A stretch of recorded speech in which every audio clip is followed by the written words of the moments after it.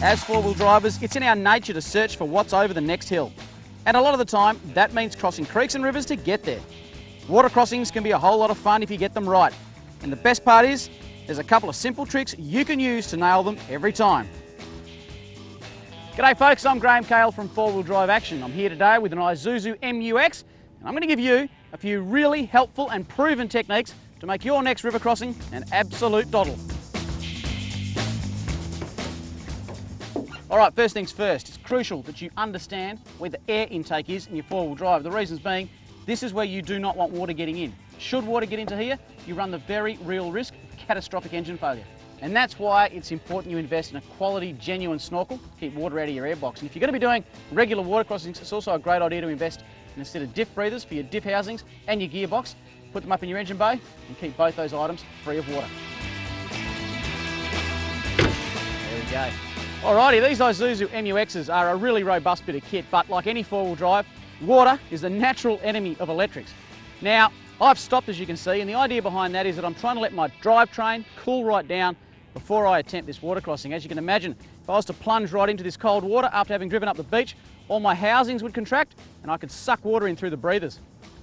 Folks, look, unless you're in crocodile country, every single water crossing you come to, you should wade first. And there's three main reasons. Firstly, you're checking depth.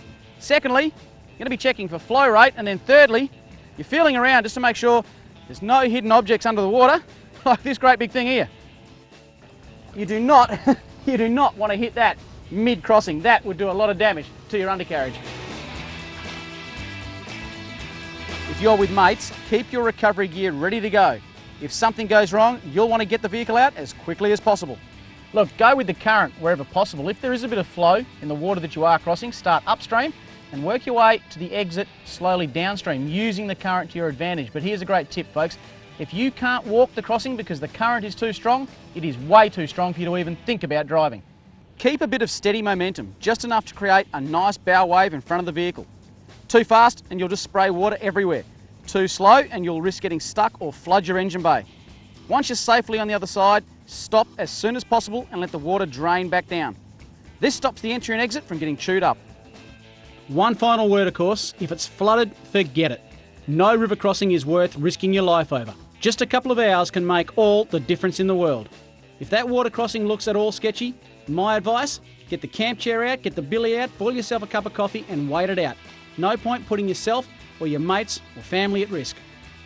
Remember, with water crossings, safety is number one. It is paramount. Set your vehicle up right, follow these simple tips, and you'll be doing water crossings like a pro. It's good practice too, after water crossings, to make sure your vehicle is thoroughly cleaned and dry, and regularly get along to an Isuzu UTE dealer after very deep water crossings and just get them to check it out and give it the once-over and a clean bill of health.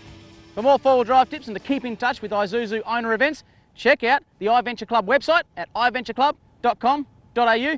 I'm Graham Cale, and I'll see you on the other side of the river.